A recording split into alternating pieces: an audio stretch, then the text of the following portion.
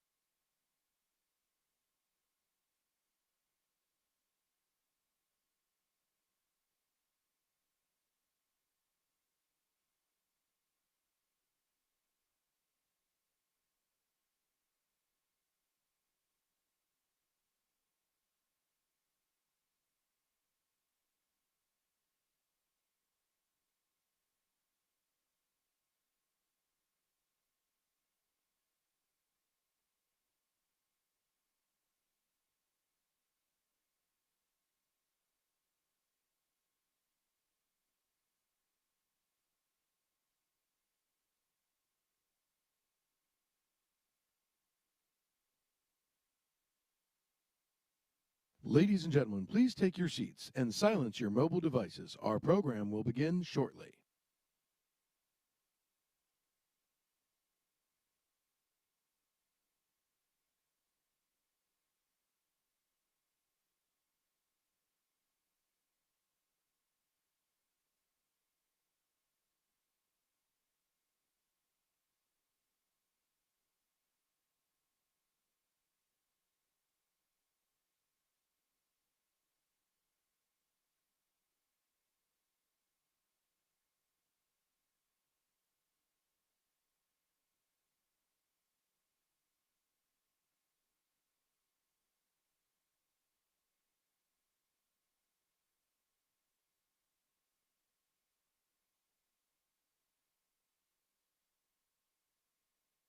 Ladies and gentlemen, please take your seats and silence your mobile devices. Our program will begin shortly.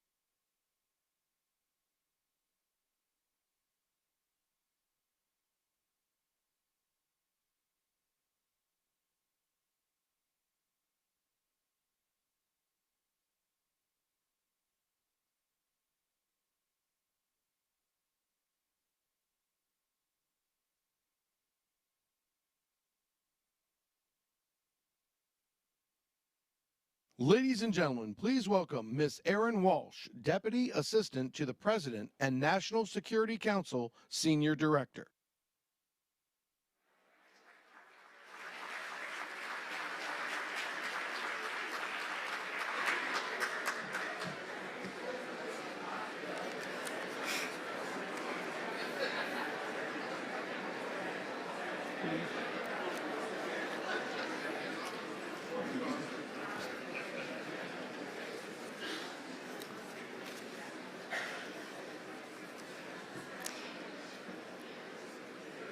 Good afternoon. Thank you, Ambassador Brownback, for hosting this amazing and historic ministerial on advancing religious freedom. It is my pleasure to introduce Uighur Alton. Her advocacy and her courage are an inspiration to all who seek religious liberty around the world. Uighur is the daughter of a Uighur scholar, Ilham Tohti, who is an internationally recognized scholar focused on Uighur-Han relations. Tohti had been an economics professor at Minzu University, a university for ethnic minorities in Beijing. He wrote about rights for Uighur people and proposed solutions to address economic and social discrimination. Tohti always urged peaceful debate over these questions. In 2013, Uighur and her father were traveling from Beijing to Indiana University, where her father was due to begin a year-long fellowship. Tohti never made it to Indiana because he was stopped at the airport, forced to remain in Beijing. He was held for months without access to a lawyer, without family visits, and subject to harsh treatment. In 2014, he was sentenced to life in prison based on his moderate writings. Tohti's indictment on unfounded charges of separatism is a blatant effort to silence one of the leading Uyghur voices. It is a clear sign of the Chinese Communist Party's fear of those who speak out against its repression. Today, almost 5 years after his wrongful conviction, he remains unjustly imprisoned. This year, he was nominated for the Nobel Peace Prize by more than a dozen bipartisan U.S. lawmakers. After watching her father being dragged away by Chinese authorities, Uighur boarded the plane to the United States. She enrolled as a student at Indiana University, studying political science, Arabic, and Central Eurasian Studies, and she graduated 2 months ago.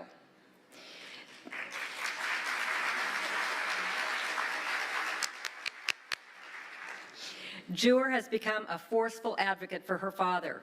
She has recounted her experiences in a book, testified before the U.S. Congressional Executive Committee on China, written op-eds in the New York Times, met with numerous government officials, and received awards worldwide on behalf of her father. Uighur has worked tirelessly to make her father's plight and that of the Uighur people known across the world. In the face of the current crisis in Xinjiang, Uighur often speaks of her father's strength of spirit, sustaining him through years of brutal conditions in prison. We can see that same strength of spirit shine through Uighur's tirelessly advocacy and her refusal to cease working on her father's behalf for his release. We must take from Uighur's dedication an essential message. Do not forget Ilham Tohti, wrongfully persecuted for speaking out and advocating for freedom of religion and expression. Do not forget about the 1 to 3 million Uyghurs, ethnic Kazakhs, Kyrgyz, and members of other Muslim minority groups in Xinjiang detained in camps since 2017.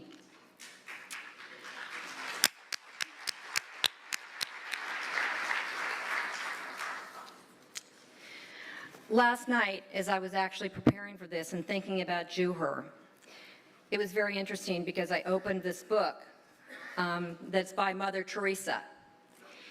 And I flipped open the page, and I think this has probably happened to many of you who have opened a book and wondered why you fell on a particular page or a statement popped out.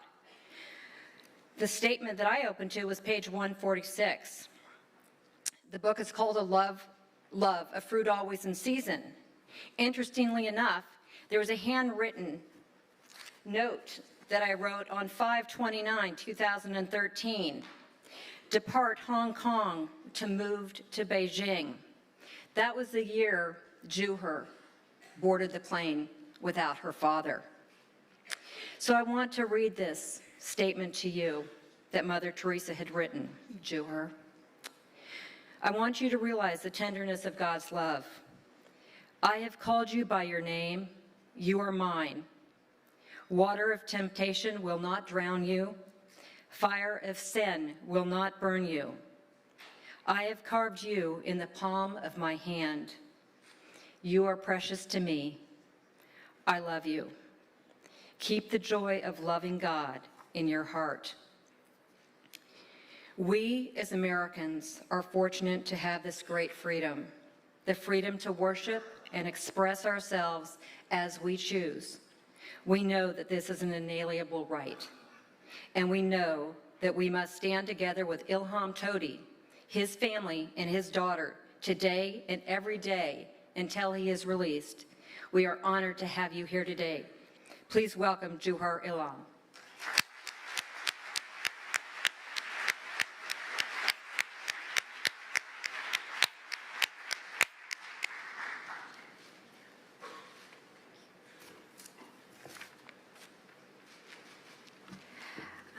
Thank you, Erin, for the introduction.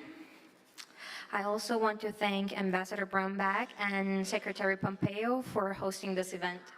It means a lot to me and my family that the U.S. State Department is prioritizing religious freedom. My father, Ilham Tohti, is in a Chinese prison serving a life sentence because he chose to speak out about what he believes are basic, essential human rights. The right to believe what you believe, the right to worship the way you want to worship, the right to think what you want to think. My father is a respected Uyghur scholar whose dedication to the religious, academic, and cultural freedom of his community is why he's now in prison. My father's so-called crime, speaking openly about what was happening to Uyghurs in China. He talked to journalists. He encouraged dialogue and understanding. He sees oppression of freedom as a problem that needs to be fixed. And that problems that are not fixed will always lead to bigger problems. The Chinese treatment of Uyghurs was always causing bigger societal damage.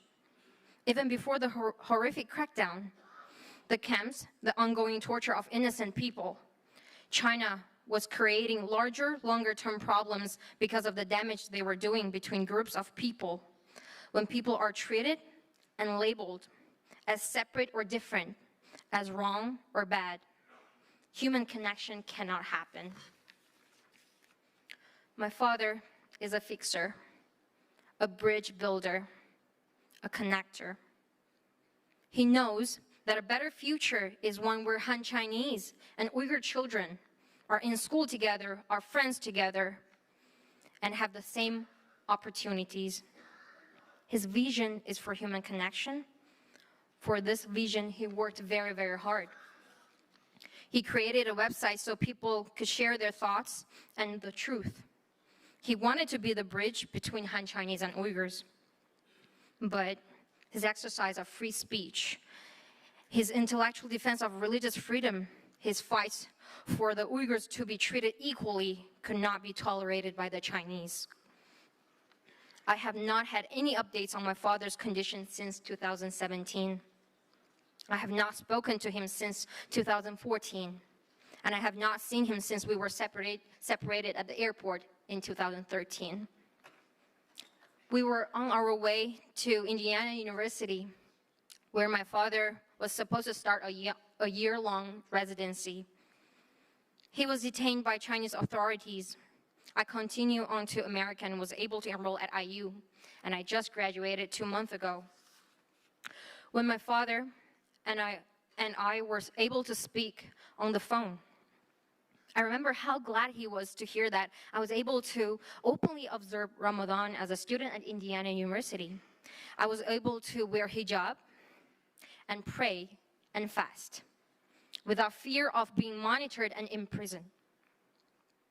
There was no such freedom for Uyghurs in China, not at the school where my father was a professor, not in public, not even in a private house. Instead, there are signs on the street reminding Uyghurs that they are not allowed to be visibly Muslim. Street signs feature Muslim faces, women in hijab or men with long beards, inside a red circle with a slash across their face. The message in Chinese is, extremism is not allowed. The larger message is all too clear. You're not free to believe what you believe or to dress the way you want to dress or to say the things you want to say. Any attempt to post online about religion, the Quran, or the reality of the camps is censored in China. This is why you won't be able to find any information about the concentration camps on social media or anywhere else online.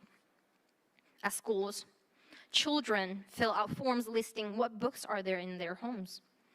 These forms can trigger home inspections and confiscation of books and other religious items. Uyghurs burn their prayer mats in sewer drains so their mats won't be discovered during home inspections. Even telephone greetings are monitored and controlled. Assalamu alaikum, wa alaikum assalam. People used to use these Muslim greetings that mean, may God give you good health, may God give you peace. But we have learned that we can only say hello and bye-bye if we don't want to be targeted for inspection or jail. Freedom of religion and thought is actually supposed to be legal in China, according to Chinese law. So the Chinese government is using extremism as an excuse to make their actions sound justified. Under the false label of extremism, the government has put 1 million population, probably even more than that, into re-education camps, where Uyghurs are forced to give up their religion, language, and culture in favor of Chinese language and culture. For Uyghurs, education, language, and culture are tightly woven with our religious beliefs. So when our religion is illegal, we, the Uyghurs, are illegal. That is why the Chinese government has burned Uyghur books and torn down the mosques in the Uyghur region. Uyghurs no longer have a place to pray or to be educated within their faith. The idea that every person in these terrible prison camps is an extremist is absurd. The Chinese government uses language that is designed to tap into the Islamophobia that exists in other parts of the world. They use terms like religious terrorists and refer to Uyghur beliefs as those thoughts to portray faith and thinking as some kind of threat. It is ridiculous to say that 1 million people are brainwashed terrorists. But this is the kind of language that government is using to justify tearing families apart and putting so many innocent people into camps. They call the orphanage camps for children schools or kindergartens. They harvest prisoners' organs for sale in the organ market. At the airport, there is now a fast-track security lane for organs to pass. That's how common this is. The stories are absolutely terrible. I can tell you that the Chinese are threatened by religious freedom because free, faithful people are a threat to them. The Uyghur region is in a very important part of China, rich in natural resources, oil, gold, and agriculture. And it is also the gateway to Central Asia and many other countries. The Belt and Road Initiative will pass right through the Uyghur region. Instead of working with the Uyghurs, the Chinese government decided to eliminate our culture. They do this by suppressing our religious rights and by locking up scholars like my father who defend religious and cultural freedom. Uyghurs who experience and participate in religious and intellectual freedom while studying abroad are also seen as threats. Their families are watched. Sending money to a student to support their studies is considered to be a crime. Decent people are monitored and locked up for the crimes of learning, faith, and free speech. I think it is very obvious to everyone here that my father and all the other people in the camps should be released. My father's only crime was to use his word and his pen to tell people what is happening.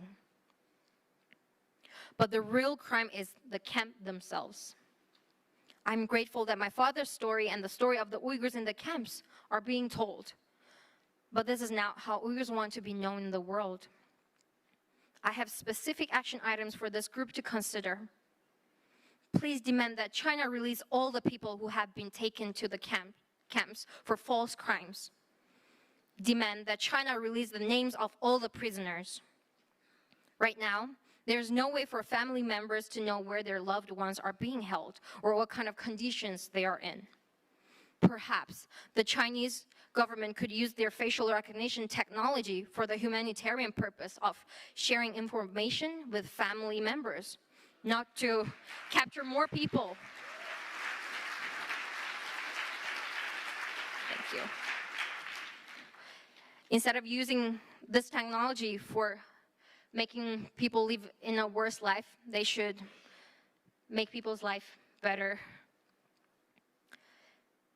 Is China really qualified to host the 2022 Winter Olympics before all the Uyghurs are liberated from the re-education camps? Will individuals and every single country continue to allow the hope for monetary gain and fear of retribution to silence your country's actions? I will not be silent. Will you continue to allow China to silence your actions? I have one more question for China. Dear China, you are so strong, but why are you so scared to let people have their own beliefs or even to know the outside world? Is this really about extremism or is this really about control and power? Thank you again for having me here today and for your dedication to religious freedom. Thank you very much.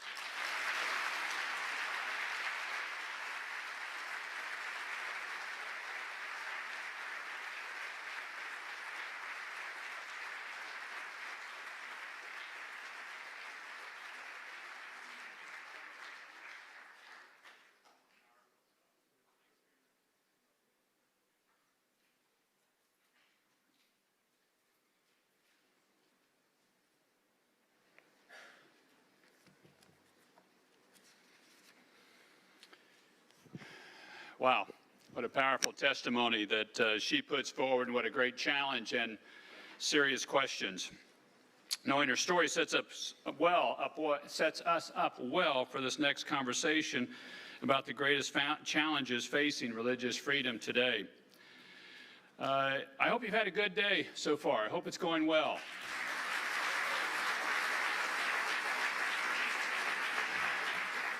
We got the best to come. We're going to wrap up really strong for this first day. We are very grateful that the Speaker of the House, Nancy Pelosi, could join us today.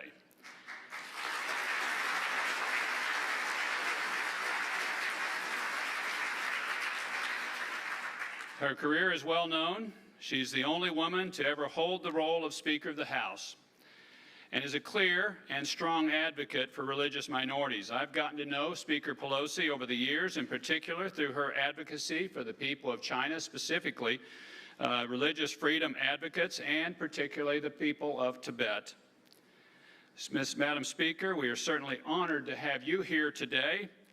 We know that she is very busy. We're grateful that she took the time to lend her voice to this venue, and we thank her for being here.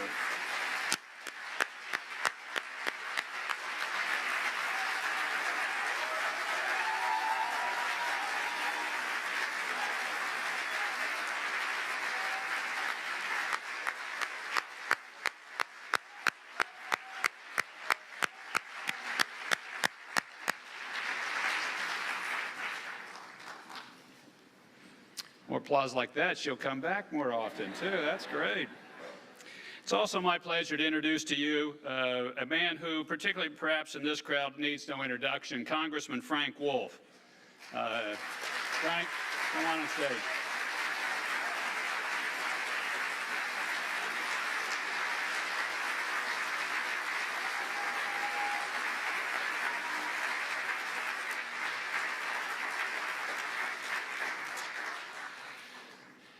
Frank's certainly a known commodity.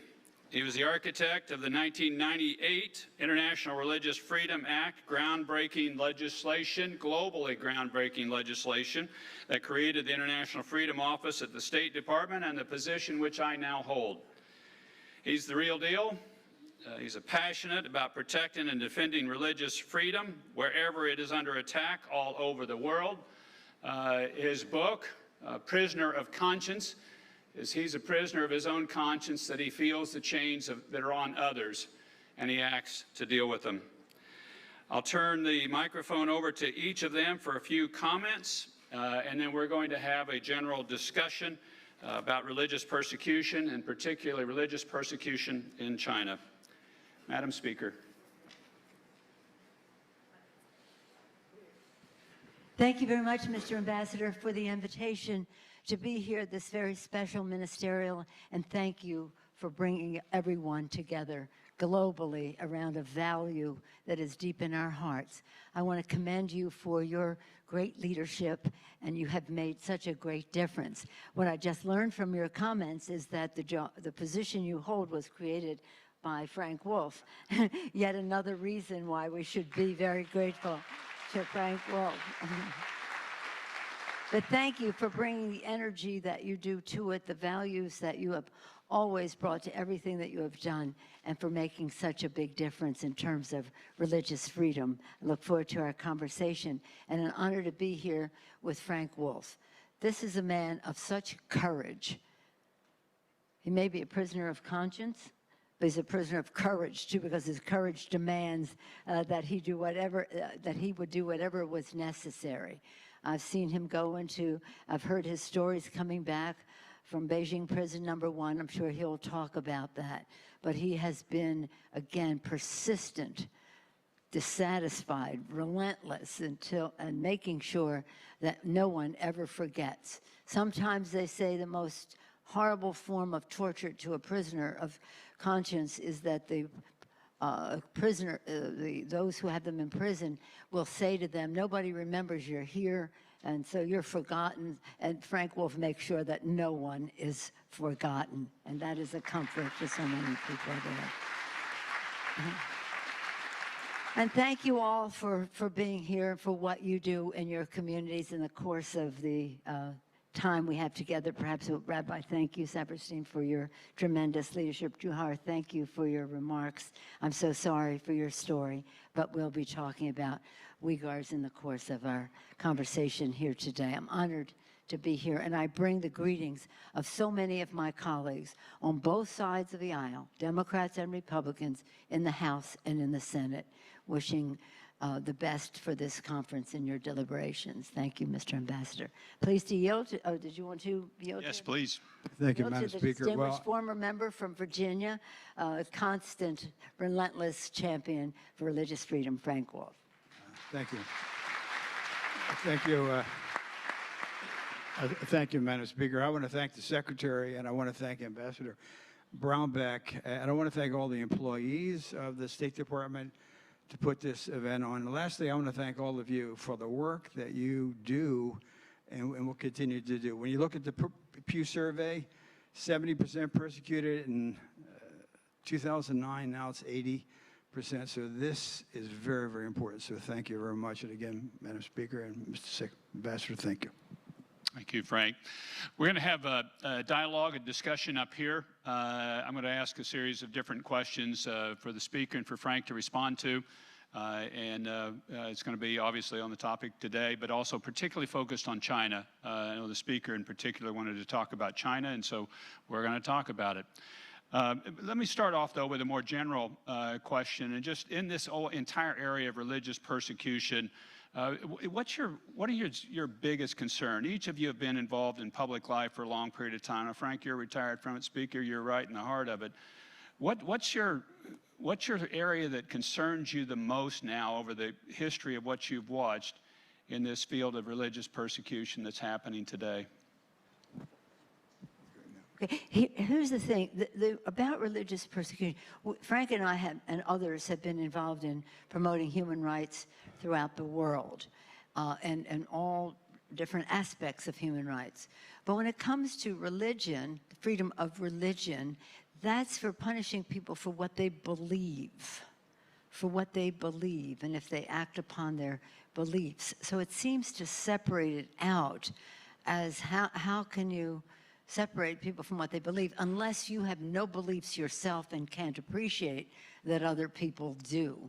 And so sometimes when we see this persecution, it's from governments that have been so anti-religion for such a long time. And the reason I focus on China a great deal, although our concern is spread throughout the world, is because the violations are of such scale and so big, and the commercial interests are so significant that it sometimes tempers our values in terms of how we should act upon it. And that's why I say, unless we are willing to speak out against human rights and violations of religious freedom in China, we lose all moral authority to talk about it any other place in the world. That might be smaller and might not have the economic significance, but this is, it just cannot be ignored. Well, I guess the two that I would say, one, in 1998, when the law passed, the faith community was more involved. I see David Saperstein, who was at the first meeting at the Mayflower Hotel. All the faith community was very involved. I do not see the faith community as involved today as they were in 1980 and 1990. Second is the number of companies that are willing to do business and aid the Chinese government. I mean, in 1980, no law firm in this city would have ever represented the Soviet Union. Today, the number of law firms that are representing China, and yet you look what's taking place to the Uighurs, what's taking place in Tibet. So I think they're the two things that I see that trouble me very much. Let's reverse the order of this one. Let's go specifically into China.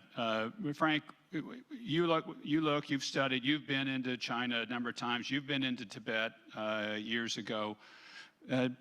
Describe the religious persecution that's taking place in China today, in your estimation, of what you've observed over the decades, but particularly what's happening today. Well, I think it's the worst it's been in 30 years. The Catholic Church has been coerced. Cardinal Zen was here the other day, and we spoke, and what's taking place. Bishop Su, Chris Smith took Holy Communion from Bishop Su. He has never been seen against. Crosses being taken down. Protestant pastors, 400. Bob Fu can give you the number. In jail, lawyers who are defending him. The Uighurs, you currently have a National Endowment for Democracy. Carl Gershom said up to 3 million. Is it 1 million, 2 million, 3 million? But in basically what I would call internment camps, concentration camps, almost reminiscent of Mao or reminiscent of Stalin, and even in some respects reminiscent of the Nazis. In the late 90s, I slipped in to Tibet with a trekking group, and what we saw, the cultural genocide against the Tibetan people. Every camera's all over the place. Buddhist monks and nuns taken to the Dropsy prison and basically tortured. 140 or more have set themselves aflame to protest, and bulldozing all the Tibetan regions across from the Patal. Against the law to have a picture of the Dalai Lama. And the Falun Gong, you hear Freedom House talking about organ harvesting. So I think it is worse now than at any time that I've been really dealing with these issues. I think it's bad. President Xi has been really a hardliner, as I'm sure you probably know, and what Congressman Wolf describes in Tibet was horrible. I said to President Xi when he was he was visiting, one of his first visits as president, and I said that I brought Democratic and Republican House and Senate concerns. Senator Feinstein was there. She supported what we were saying, but she and I jointly said to him, we're concerned about the treatment of Tibetans in China. And he said, well, you go see for yourself, and then you'll see how well they're treated. I said, well, I've been trying to get a visa for 25 years to go to Tibet without success. So they gave us a visa. We took a delegation in 2015, and what we saw with our very own eyes was how the Chinese government was repressing the religion, the language, the culture of Tibet, with moving in, diluting the population and the rest. It was tragic. And they would brag and say, look, we gilded the roof of the temple. And I say, I'm more concerned about what's going into the heads of the children than the gild that's going onto the roof of the temple. So it's very, very sad, to the point where when we did visit 2 years ago in 17, His Holiness in Dharamsala, and saw once again the beautiful children there being raised in India away from Tibet, because there they could practice their religion, their language, their culture, and be raised in that way. So what I would suggest, and this, I don't know if Frank will associate himself with this, but when we were there, we saw Chen Guangguo. He was then the head person, the party secretary of Tibet, entertained us, all that. And we could see what he was doing. Now he is in Xinjiang, and he is implementing this, what's the term we would use? Arrest, encampment, violent internment of the Uyghurs there. And I think from what we saw in Tibet, but it's certainly what we see with the Uyghurs, that we should be implementing a global Magnitsky human rights accountability. On Chen Guangguo. So, Frank, Madam Speaker, you both have observed China for many years now. Why has it gotten so much worse lately? It would seem like that as the world moves along, we should be opening up more for these rights, that there should be more space, and there's less, and it's gotten worse. Why? Well, I think we haven't spoken out the way that we used to. I remember President Ronald Reagan gave the speech called the Evil Empire speech, 1983. Reagan was criticized, and people said he shouldn't have said that, but he did. I once listened to Nathan Sharansky say when he heard Reagan, a guard came into the cell in Perm 35 and told Nathan Sharansky what Reagan had said. He said he tapped with a spoon, and they did Morse code throughout the Perm 35. Evil empire, evil empire, evil empire. The very fact that we spoke out really made a difference. So I think we're not speaking out to the degree that we have. I mean, we spoke out. Senator Jackson Vanik spoke out for the Soviet refuseniks. We spoke out. I do not believe that we're speaking out in the business community. I think particularly any businesses that are doing business with China aiding artificial intelligence or aiding where they're spying or aiding anything like that really have to do a better job. But I think the failure to really speak out the way that we have in the past, the way that President Reagan did, the way that President Jimmy Carter did.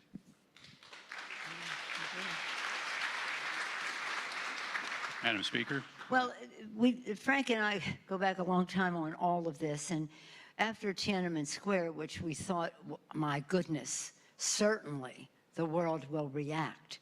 They're running over young people and tanks. After Tiananmen Square, some of us were involved in a bipartisan way to have most favored nation status, the trade status of China affected by their human rights violations. At the time, the trade deficit with China, this was 30 years ago, so go back 29 years ago. So we were doing this like a year after Tiananmen. And Frank is smiling because he remembers this fight. We could win every fight in the Congress. We could not override the president's veto, whether it was a Democratic president or a Republican president. But the fact is, the trade deficit at 29 years ago, when we first started this, the year after Tiananmen, was $5 billion. $5 billion a year. And we said, oh my goodness, for $5 billion, that's so much money. Surely the Chinese will free the prisoners arrested at Tiananmen Square, give us market access to our products, stop pirating our intellectual property, and stop selling weapons, missile systems, and the rest to rogue countries. We can negotiate. We have leverage because of $5 billion. Well, the business community weighed in very heavily. And they said, oh, you can't do that. Peaceful evolution is going to lead to all this good human rights change that's going to happen in China. You just wait and see, because as you had hoped, Mr. Ambassador, that more openness might lead to better human rights. It didn't. And here we are 29 years later, and the trade deficit is more than $5 billion, not a year, a week. A week. A week. The repression under Xi has just gotten so much more intense, and the commercial interests just have, it didn't work. What they were suggesting didn't work, but they take no responsibility for it. And you see what's happening in Hong Kong as well as Tibet, just in terms of democratic freedoms, in addition to that. So that's why I say, because of their commercial significance, if we don't speak out against what's happening there, again, we have no authority to speak, moral authority to speak elsewhere, as I said before. But it has, maybe, let's be hopeful, maybe social media and increased communication and the rest might be helpful. I know that when we visited China on another occasion, maybe 5, 6 years ago, the young people there didn't have the faintest idea what the man before the tank was. Was that like a Coca-Cola commercial or something, right? And so the Chinese have repressed what they did at Tiananmen. The commercial interest has repressed any prospect of us to have advancing human rights. And you said, and I think that's one of the reasons we are where we are. Now, in terms of the Uyghurs in particular, because this is such a massive situation, so many people affected, you would think that some Muslim nations would weigh in as well. But the geopolitical influence that the Chinese have bought with the money they got off of our most favored nation status has made it difficult for some countries. Hopefully it won't rest with that, but they haven't. They've signed this letter, which I think was disgraceful. Nonetheless, the Human Rights Commission had a good letter. But, and again, she is an authoritarian of most repressive nature, and we'll just see if as long as he gets away with it in the world, we just have to keep beating the drum, public sentiment, public sentiment, public sentiment, or else just confess to ourselves that that we're not going to meet this challenge. But I think that what's happening in China is a challenge to the conscience of the world, and we cannot let it go, because if we do, we have less chance of addressing human rights and religious freedom in other countries as well.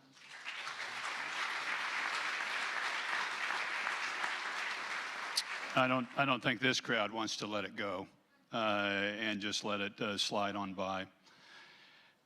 You mentioned a name, Chen Quanguo, party secretary in Xinjiang, previously party secretary in Tibet. You are one of the few people, I think you're the only person I know that's ever met him. When I believe it was in Tibet is where you've actually met him. He's been the person that's rolled out and put all these new security measures in place in Xinjiang, has had a very robust growth in budget for internal security measures, facial recognition cameras, DNA data systems, artificial intelligence. It's all the really scary stuff that people look at and get really concerned about this technology being deployed for oppression. What do we know about him? What are we observing that's taking place, and what does this tell us about the direction that the Chinese leadership wants to take things? Well, what we know about him is he was appointed for a purpose. He was appointed to sent to Tibet for a purpose to repress. And then he was sent to repress the Uyghurs. So this is not a coincidence or, oh my gosh, look who's here. No, this was a decision on the part of the Chinese leadership to send him there. And I just really think if we're going to be serious about, what we said in Russia, about what was happening there, about Magnitsky, we have to call for accountability on his part. Because, President Xi,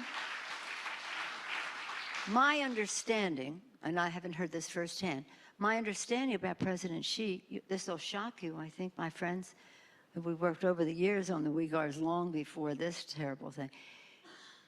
He's saying the Uyghurs like this arrangement. These camps are nice places for them to be. That's kind of what he is saying to world leaders. Really? That's what they all say, right, Frank? That's what all authoritarians say. Do you want to speak to that? Well, I agree with the speaker. He's a bad person. What he did in Tibet is basically cultural genocide. And what he's going to do and try to do with regard to the Uyghurs is exactly the same. And the very thought that 1.5 to 3 million could be in basically detention camps or internment camps, it's just, and I think the whole world, every faith, every denomination, every country has to speak out. I think there ought to be a request. He said a delegation can come. He should be taken up to that and send a delegation. Just go around, look into every cell, ask to speak to this person. But I think unless he's pushed back, and I think as the speaker said, the Magnitsky Act is invoked, I think this thing will continue. We cannot be silent on this issue at all.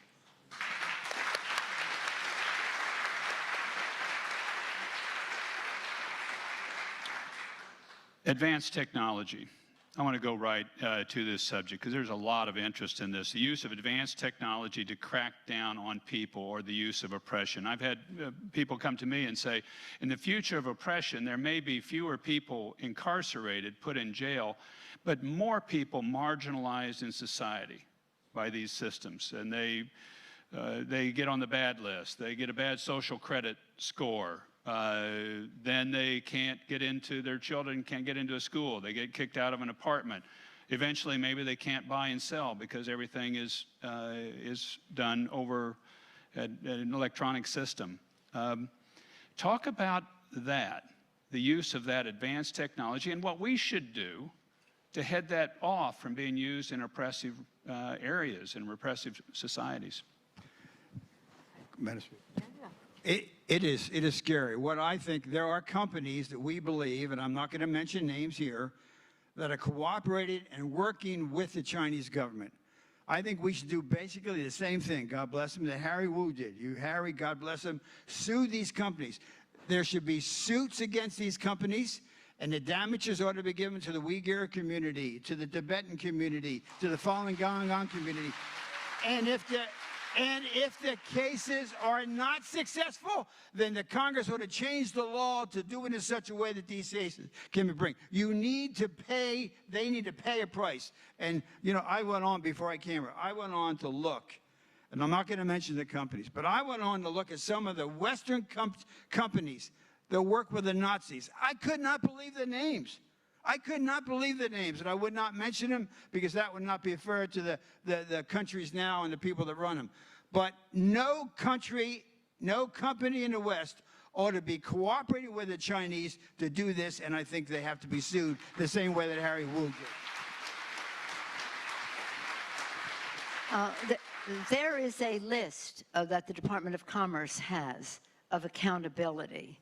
I don't know if I don't have it here, but a list of criteria about companies engaged in this kind of activity. I think that in addition to bringing Chen Guangguo, preventing him from coming to the United States, we should use that list to say the companies, we're shining a bright spotlight on what you are doing. And it's all about money. At the end of the day, then it all come back to money. And again, what values do people have if all they're concerned about are dollars? But some of them are. And let me say this about what the distinguished ambassador posed. If any country thinks it's okay to use this technology to track down people, as you see in China already, they're using it on everybody. American tourists who come there, it's just become, well, I wouldn't say a different place because they've always had their surveillance. But now it's become, well, why would you even go there if you could be surveilled in such a way, unbeknownst to you, and who knows what they might charge you with next. And as you saw with their extradition law that they were trying to do in Hong Kong, you're at the mercy because you're already in the mainland, you're already in China. So this is not just a bad thing in terms of their human rights and religious freedom record. It's about their country, their people, people who visit there. It's a deterioration of community. It's very sad. But I think we should use that list as Frank suggests. This is really important, and we have to shine the bright light and say, you are accomplices to very evil actions. Do you want to be known for that? I'm getting the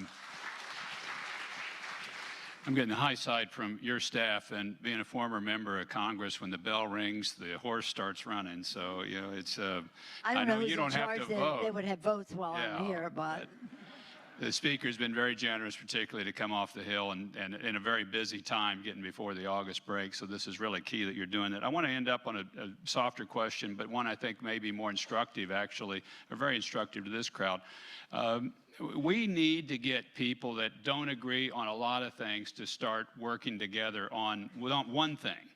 and that's on religious freedom. So you can see across this crowd a lot of different hats and visions and religions and faiths, but everybody agreeing, religious freedom. How, the two of you, different sides of the aisle, different political philosophies, how did you come together and maintain a relationship on this topic, even though you would vote different on most major topics that would come up?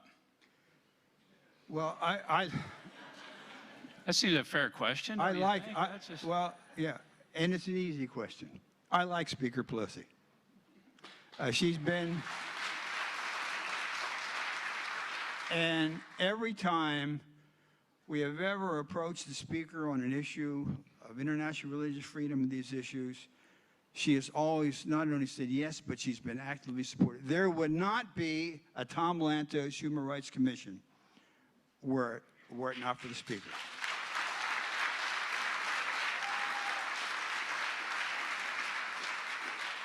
And I like her, and I respect her, and I pray for her, and I consider her to be my friend. Thank you, Frank. Well, that's what he says. But I'll tell you what he told me one day. He said, okay, we'll work together because you were willing. I was willing to vote against a Republican president on the subject of human rights. You were willing to vote against a Democratic president, right, Frank? Remember you said that, on human rights. So we have established our courage and our credentials on this. But Frank has, as I said, courage. And when he spoke, we listened and took our guidance from him because he is a person of deep faith, and he acts upon that faith and the respect for the dignity and worth of every person. We are talking about China now, but he's been to Sudan, to South Sudan, so many other places where he has shown a bright light on the depriving of freedom, or hopefully gaining, enhancing the freedom of people to practice what they believe. And what we believe, and I think it's a shared belief, is in the, with many of you here, is the dignity and worth of every person, that everyone is born with a spark of divinity, and we must respect that. And we must respect that we have that spark of divinity and have a responsibility to act upon it, that we're all God's children. And so when I see these abuses of human rights and the rest, I think, well, how could a person of faith ever bear that, tolerate that happening? These are God's children.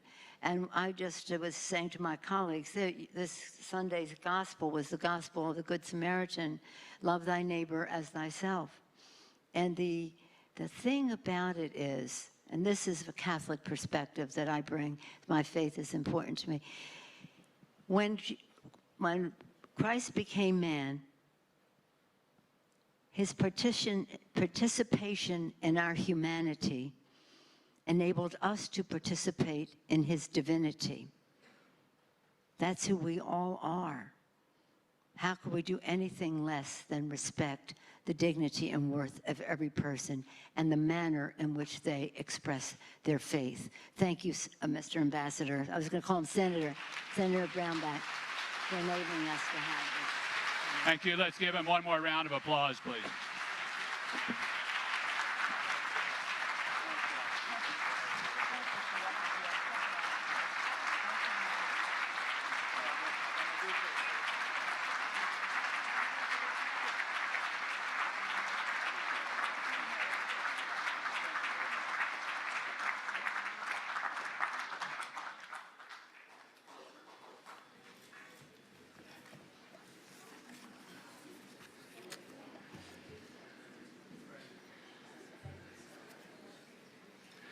So I told you this morning I was excited about this, like I was getting ready for opening the Christmas presents. I don't know how you do it in your home or in your celebration when you open presents, but we save the biggest, best ones for last.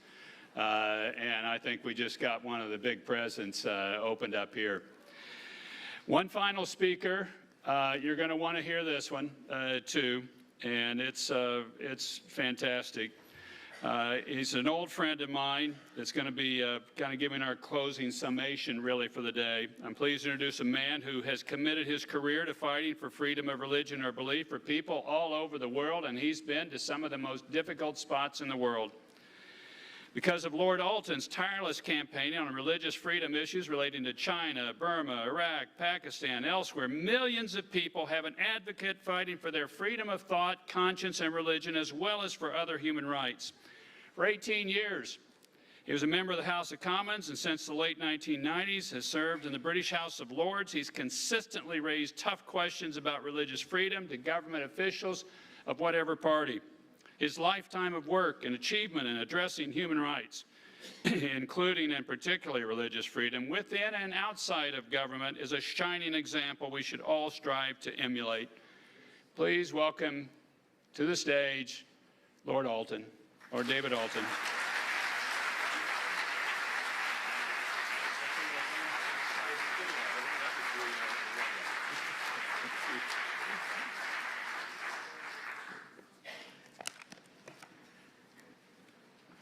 Sam, thank you very much for that welcome.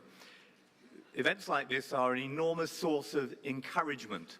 One of my favorite figures from the New Testament is Barnabas, the son of encouragement. We all need to encourage one another, to show solidarity, as someone said earlier today, with one another in this great cause. As a young member of the House of Commons, I had the good fortune to get to know two members of the House of Representatives quite well.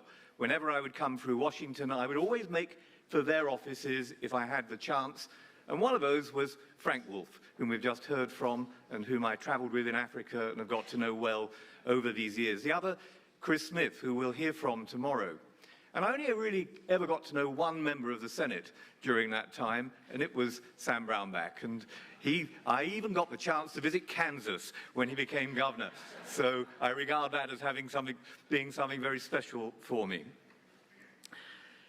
In the offices of Frank Wolf and Chris Smith, there was a portrait of a British member of the House of Commons.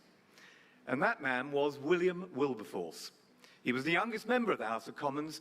He spent 40 years convincing Parliament, having changed culture, changed attitudes, that the owning another man or woman merely because of the colour of their skin was simply not acceptable in a civilized world.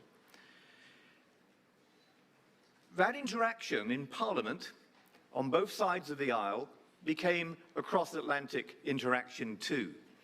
And in all our legislatures, in due course, we came to see the folly of the things that we had previously permitted. Wilberforce always said you should pray as if the entire outcome depends upon God, but work as if the entire outcome depends upon you. In his opening remarks to us this morning, Ambassador Brownback told us that this great gathering is a chance to launch a global movement for religious freedom and to tear down the Iron Curtain of persecution. Friends, I know that William Wilberforce would certainly have approved of that, and he would have approved too of the Potomac Declaration and Plan of Action that was launched last year. It's the cornerstone in building this global movement. I was struck by these words from the Declaration. The freedom to live out one's faith is a God-given human right that belongs to everyone. The freedom to seek divine and act accordingly, something that the speaker just touched upon in her remarks, including the right of an individual to act consistently with his or her conscience, something that Frank was talking about a few moments ago. It's at the heart of the human experience. Governments cannot justly take it away. Rather, every nation shares the solemn responsibility to defend and protect religious freedom. One small thing that came out of last year's conference was the decision of the United Nations to designate August the 22nd as a day to commemorate victims of violence based on freedom of religion or belief being abused. Now, friends, this is long overdue. But go back to that declaration and those last words. Every nation shares the solemn responsibility to defend and protect religious freedom. And you can see all over this world governments who routinely take away that freedom and ignore their responsibility to defend religious freedom.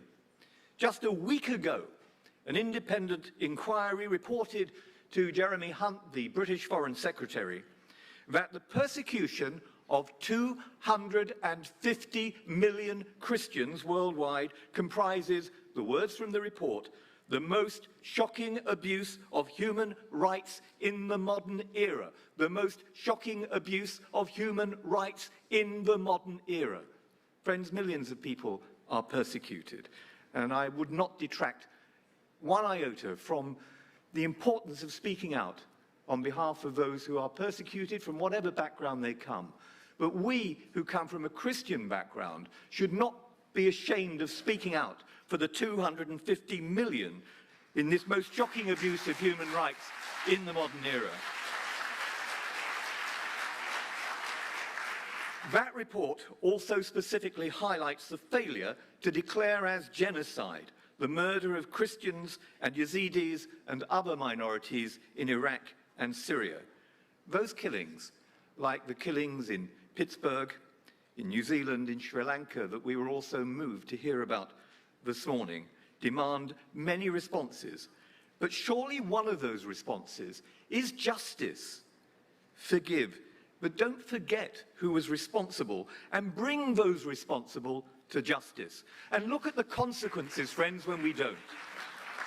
In 1915, a slow burn genocide, still unrecognized by my own country and many others, took the lives of 1.5 million Armenian Christians, a horror story captured in Franz Werfel's novel 40 Days on Muzadagh, among the books, incidentally, suppressed and burnt by the Nazis.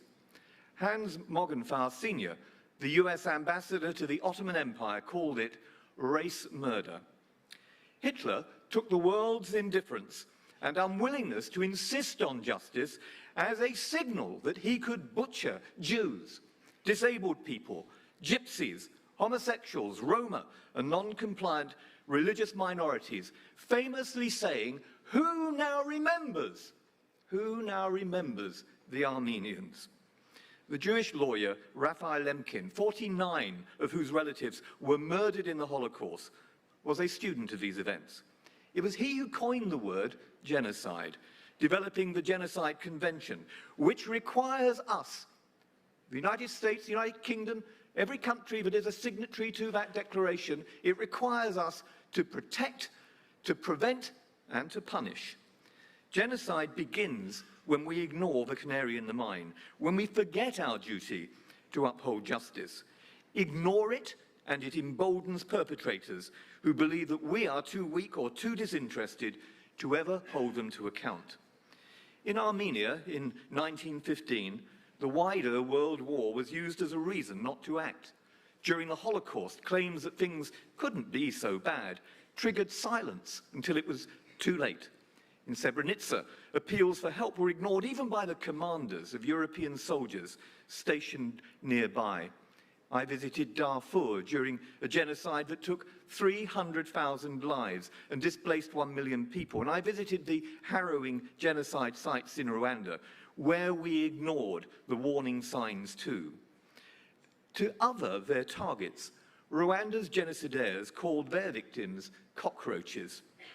At the beginning of 2014, we saw another othering and a wave of mass beheadings, and this time it was the infidels. People were thrown from high buildings, prisoners burned in metal cages, women raped and homes looted, atrocities against Yazidis, Christians, and others intensifying in number and scope. The British House of Commons, the United States Congress, the European Parliament, and many others declared these horrors to be a genocide. But even now, many governments, including my own, refuse to name these crimes as genocide, saying it's a matter for the legal authorities, knowing that no judicial process exists to give that effect. In 2017, the Security Council's Resolution 2379 has led to the collection of evidence of these appalling crimes. But through fear of veto by Russia, no mechanism was established to bring those responsible to justice, There is little point collecting evidence if we do nothing about it. demonstrating their belief in the rule of law, like-minded nations signed the Genocide Convention, and they should now establish ad hoc tribunals and legal mechanisms of their own. If we are launching a global movement for religious freedom, fundamental to this must be a new determination to uphold justice. The alternative is to allow mass murderers to grow old unpunished and to believe that they can continue their depredations, never facing their Nuremberg moment. Let me give another example. I co-chair the British Parliamentary Committee on North Korea, which I visited on 4 occasions. An edict from Kim Il-sung once declared that, and I quote, religious people should die to cure their habit. And for 70 years, that is exactly what has happened. In 2014, a United Nations Commission of Inquiry concluded that it is, and I quote, a state that does not have any parallel in the contemporary world. That Christians have been singled out for especially brutal treatment in the horrors of camps that totalitarian states established during the 20th century. That inquiry found, I quote again, an almost complete denial of the right to freedom of thought, conscience and religion, and that severe punishments are inflicted on people caught practicing Christianity. It catalogues crimes against humanity, including, their words, extermination, murder, enslavement, torture, imprisonment, rape, forced abortions, enforced disappearances, and starvation, and they detail what they call unspeakable atrocities faced by the 120,000 people incarcerated in their prison camps. During hearings in Parliament, we heard at meetings I chaired from 2 Christian women who'd escaped from these camps. One, Jen Yong-ok, said they tortured the Christians the most. Hei Wu said, the guards told us that we're not human beings. The dignity of human life counted for nothing. Mr. Justice Kirby, who chaired that United Nations inquiry, said evidence adduced was very similar to the testimony one sees on visiting a Holocaust museum by those who were the victims of Nazi oppression. Hogan Lovells, an international law firm, concluded that North Korea's targeting and extermination of religious groups could constitute genocide. The United Nations inquiry said no official or institution is held to accountability because impunity reigns. So, what have we done? Despite urging a referral to the International Criminal Court through fear this time of a Chinese veto, 5 years later, nothing whatsoever has happened to bring any of those to account who are responsible for these very things highlighted in this United Nations inquiry. That, my friends, is an absolute global disgrace. Not only this,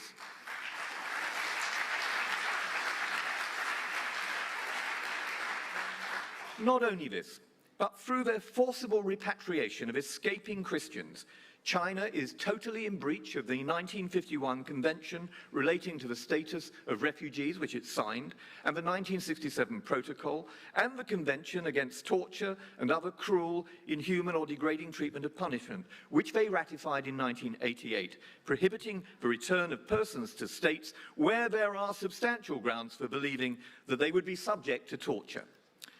But, as we just heard in the session preceding this is unsurprising, as Communist China has retreated from the welcome, transformative reforms of Deng Xiaoping into a new and brutal cultural revolution. Ambassador Brownback has himself said that the Chinese regime is at war with faith.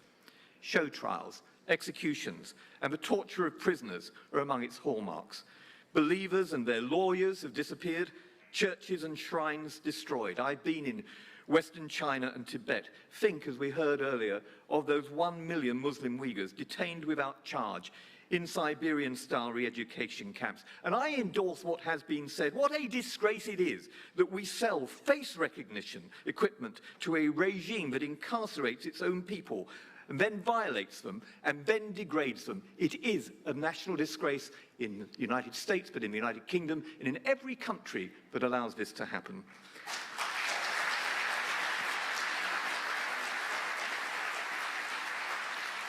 It's little wonder that the European Parliament has called the treatment of Uyghurs, Christians, Tibetan Buddhists, and Falun Gong a new low point. After investigating forced organ harvesting from prisoners of conscience, the independent China Tribunal, chaired by Sir Geoffrey Nice QC, found that crimes against humanity, as defined by Article 7 of the Rome Statute, have been committed. Little wonder, then, that millions of protesters in Hong Kong, fearful of losing their right to religious freedom and political freedoms, have taken to the streets. And what have they taken as their anthem? Hallelujah to the Lord. I salute the courage of those millions of Hong Kong people standing up against China.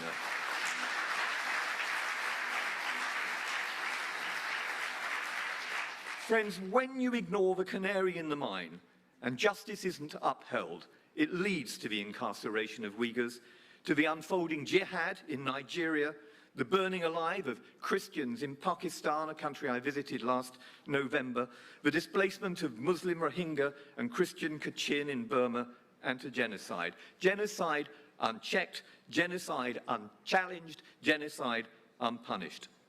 After Raphael Lemkin died in 1959, the world went silent regarding the Genocide Convention. From 1953 to 1967, not a single US Senate voice was raised calling for the US to ratify it. 14 years of silence. Then in 1957, William Proxmire was elected to the Senate in Wisconsin. A friend introduced him to Lemkin's legacy. 10 years later, Proxmire rose in the Senate and said that lack of ratification was a national disgrace. He did the same on 3,211 occasions, speaking every day in the Senate while it was in session, finally getting ratification in 1986. Often he was caricatured as an irritating gadfly, but mind you, Frank, there's a lot to be said for being the awkward squad in politics.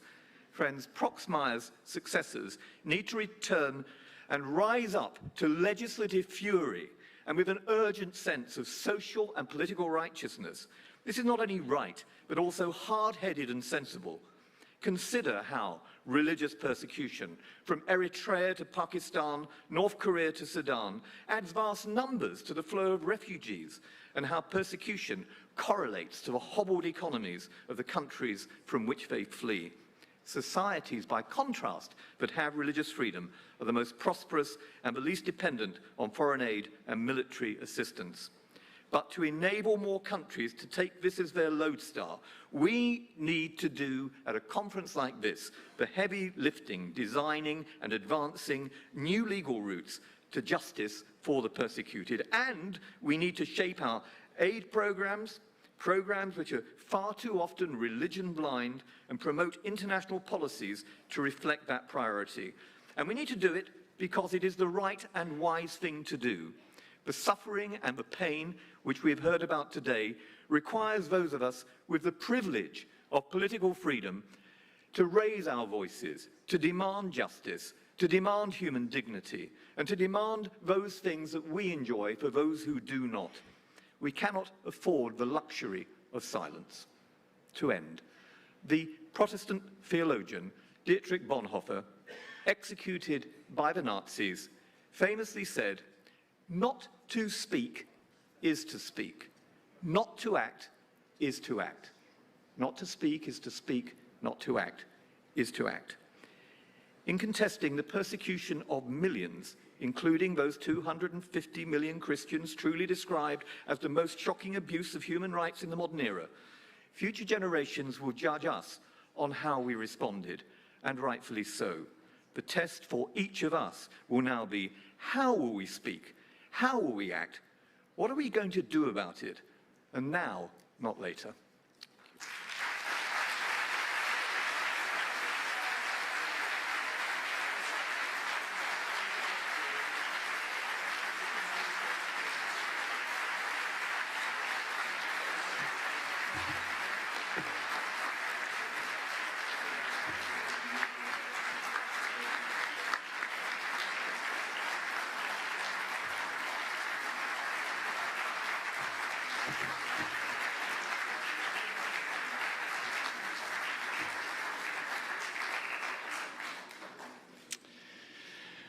Well, if that doesn't fire you up, I don't know what will. You have in front of you, and I've worked in this space for a number of years, you have in front of you the two fathers, really, of the field of the modern era of religious freedom and of calling out the religious persecution. These are the two gentlemen that I believe around the world, for as far as elected officials, have done the most to help people that are persecuted for their faith. In every corner of the globe, they have been often at great difficulty, at no political advantage to themselves. They were both elected officials, and they still did this. And I would read often about their exploits. I would hear about it. I'd be inspired by it. And I would see that they would be calling out and they would be calling truth, no matter what. You heard the Speaker of the House here say, who was a member of the other party saying of Frank Wolf, we respected him because of his moral authority and what he did. That he led from his heart, he led from his faith, and they knew it to be true, and that led to leadership that people would follow. And Lord Alton's the same way in Great Britain and both of them around the world. So we want to start a new recognition here at State Department, and these are minor tokens, but we want to recognize those of elected officials that do the most in this field, and you've got the two fathers of this one. So to you, Lord Alton, for your inspiration and courageous determination to bring human rights, including religious freedom, to all corners of the world. We express our appreciation.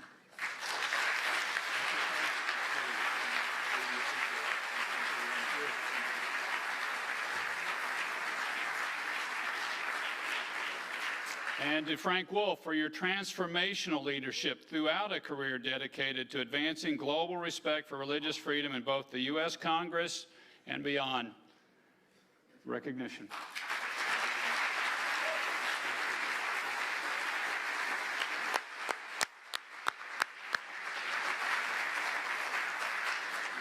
Thank you, gentlemen. Well, we've had a rich discussion today and a great kickoff at the Ministerial. We heard from survivors of persecution about the horrors they've overcome. We've heard about how governments from around the world are working together like never before. And tomorrow, we'll hear more stories about actions that people can take together. For that reason, I'm excited about tomorrow's work and tomorrow's activities. To let us all dig deeper into these challenging issues, we will have 3 separate tracks tomorrow, running at 3 locations, all at the same time. This will allow the world's largest gathering of religious freedom to break into smaller segments to foster more conversation and facilitate responses to religious freedom violations. Now, as you know, when you registered, you selected your preference of tracks. They all looked fascinating to me, and I was hopeful I could attend all of them, which I can't, and neither can you. Ministerial team tried to accommodate your first request. However, space limitations may have made it necessary to place you in a different track. The color of your credential indicates in which track you'll participate. So please don't forget tomorrow to bring your ministerial credentials and a photo ID, as you'll need both to enter official events on Wednesday and Thursday. We're confident that you will contribute much to tomorrow's discussion in the track you're placed, but please note, however, you cannot bounce from track to track. It's the track that you're on, and that's the one you'll have to stay on all day. For those in track 1, building blocks for advancing religious freedom, your badge is fuchsia colored. Please arrive back here at the 23rd Street entrance. You came in this morning. Doors open at 7:30. All track 1 general sessions and breakout sessions will take place in that part of State Department, and we'll have refreshments there. Again, you'll need your credentials and ID. For those in track 2, emerging trends in religious freedom, your badge is purple colored. All track 2 general sessions and breakout sessions will take place in the George C. Marshall Conference Center, access through the 21st Street entrance, the 21st Street entrance. So on the west side of the building. Again, open at 7:30, and you'll need your credentials. And for those in track 3, religious freedom and development and humanitarian assistance, your badge color is orange, like my tie. All track 3 general sessions, breakout sessions will happen at the United States Institute for Peace, and that's about a half block south of here on the 23rd Street. 23rd Street, it's about a half a block south. Again, doors open at 7:30, and again, you'll need your credentials. At the conclusion of the day on Wednesday, the IRF Roundtable is hosting a reception for all participants at the U.S. Institution of Peace, USIP. It will begin at 6 p.m. Again, that's south here on 23rd Street, just south of State Department.